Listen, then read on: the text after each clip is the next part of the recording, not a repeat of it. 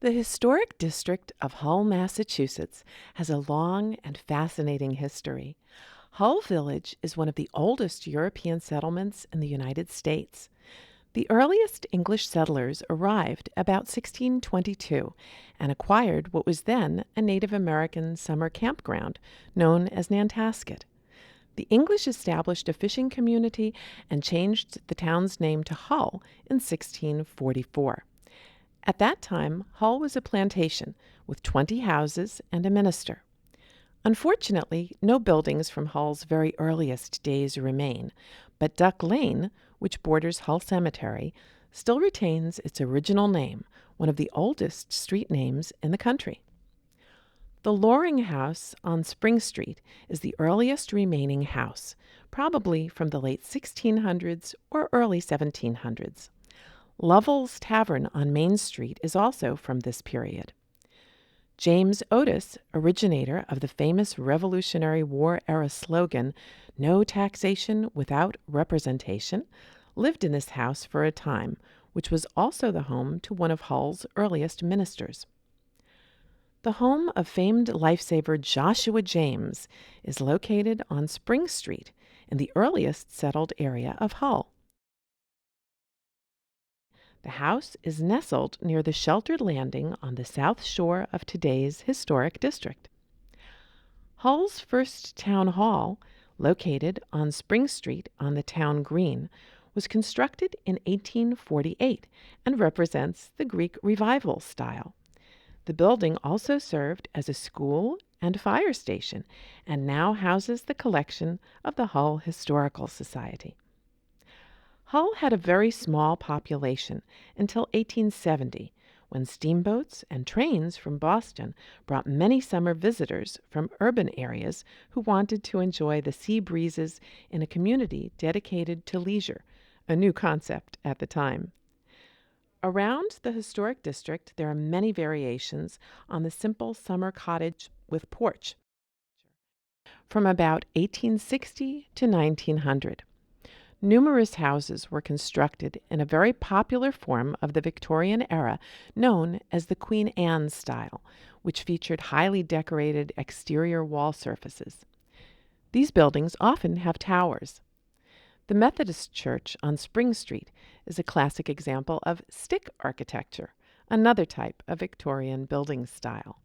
Some houses had particularly colorful paint schemes, which residents proudly replicate today. The Second Empire style, with its distinctive mansard roof, is represented by several examples. President Calvin Coolidge stayed in this house, located on Andrew Avenue. Shingle-style architecture was popular in the late 1800s. Shingles allow for fascinating curved surfaces to be created. The home of John Boyle O'Reilly, owner and editor of Boston's popular Catholic newspaper, The Pilot, and the favorite poet of John F. Kennedy, still stands on Main Street and is now Hull's public library. The building is a classic example of shingle-style architecture. The site upon which it stands is one of the very oldest settled in Hull and was previously the location of the home of Susanna Haswell Rosen, an important early American writer, and her brother, Robert Haswell, one of the first voyagers to the Pacific Northwest. In the early 1900s, other styles emerged. The craftsman or bungalow style was widely used, featuring prominent porches, low roofs, and distinctive details based on various traditions. The Church of St. Mary's by the Bay, located on Highland Avenue and Main Street, which is today a private residence, is in the Mediterranean style, modeled after a church in Italy. Although mainly comprised of houses, the historic district also includes Hull Cemetery, as well as Fort Revere. Built at the very beginning of the 20th century on the site of a Revolutionary War earthworks fort, Fort Revere is located on the summit of Telegraph Hill, which takes its name from its former use as a semaphore telegraph station. This nationally historically significant site, which features breathtaking views of the ocean, saw service through World War II and constitutes an outstanding landmark of Hull Historic District. The water tower at the fort, which has become the iconic symbol of the town of Hull, was constructed in 1903 and has the distinction of being the first concrete water tower in the United States.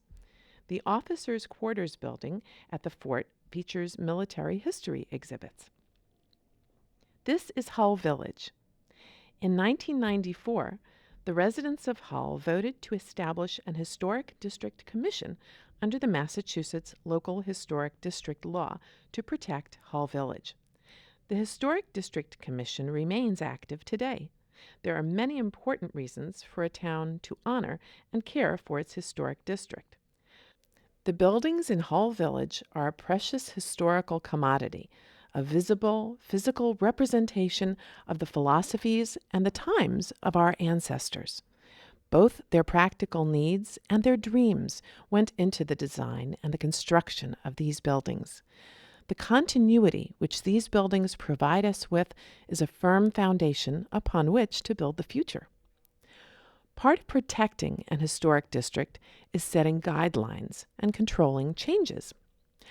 Sometimes the modern building industry, in fixing up older buildings, strives to use modern design elements or make them look similar to newly constructed buildings of the current era. In an historic district, people can be educated that such modernization actually detracts from the integrity of a building and greatly diminishes its value. The regulations of an historic district ensure that change, when it is necessary, is well conceived and compatible with the values of the community. The next reason deals with the opposite issue, creating well-defined options for architectural progress. One of the realities of an historic district is that change will occur. It is vitally important to the integrity of the district that change be accomplished in a way that fits in with the established architectural character of the district. However, this should not be done by construction of badly designed or fake-looking buildings, but by correct historical design using careful, specific design criteria to assure that the overall environment remains visually harmonious. A well-cared-for historic district boosts a town's sense of pride. Community renewal projects and even normal remodeling and maintenance do not create the same increase in civic pride that historic preservation and responsible renovation does. The review process of the Hull Historic District Commission has been accepted with good grace by an overwhelming majority of homeowners.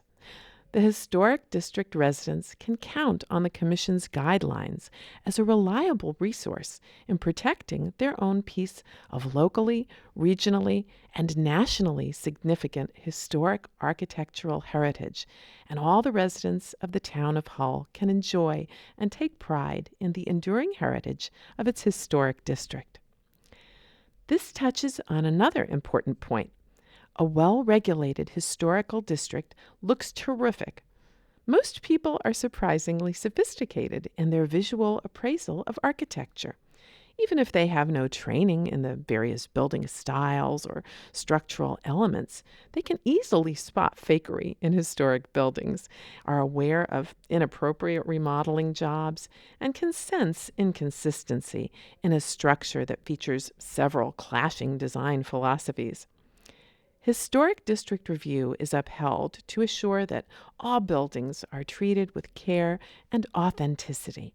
The result is a sense of visual compatibility, which cannot be created in any other way, and sets the tone for the architectural endeavors of future generations. There are financial benefits to maintaining an historic district. For one, it increases real estate values. It is without question that historic districts bring significant financial benefits to a community. Historic structures that have benefited from well-planned preservation actions are very valuable and therefore command higher prices on the real estate market.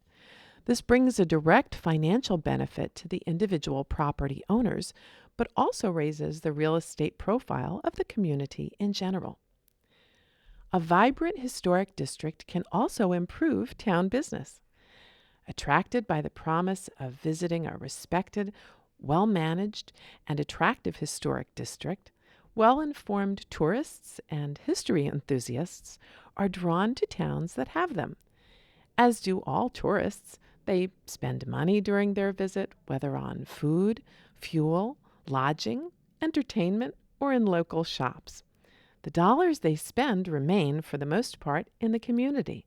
In addition, local merchants and business owners benefit from an increase in the volume of trade, which in turn helps the town's economy. The maintenance of a thriving historic district is a bold undertaking which unifies the greatest forces of a community. The consideration and actions necessary to constitute a working preservation of an historic district and its accompanying ordinance requires the involvement of the whole community. Cooperation is essential between local government, residents, and homeowners, historical societies, and citizen organizations, as well as the citizens themselves, to make it a success. From the earliest of times, those who have lived in the town of Hull have loved it as much as people do today. They enjoyed its architecture and streetscapes set against a peerless coastline with its 3 stunning vistas, cooling breezes, and glistening sunsets. The citizens of Hull, Massachusetts have chosen to safeguard and celebrate our own unique historic district as a gift for all of us to share and to proudly pass down to future generations. Intact, thoughtfully preserved, and beloved.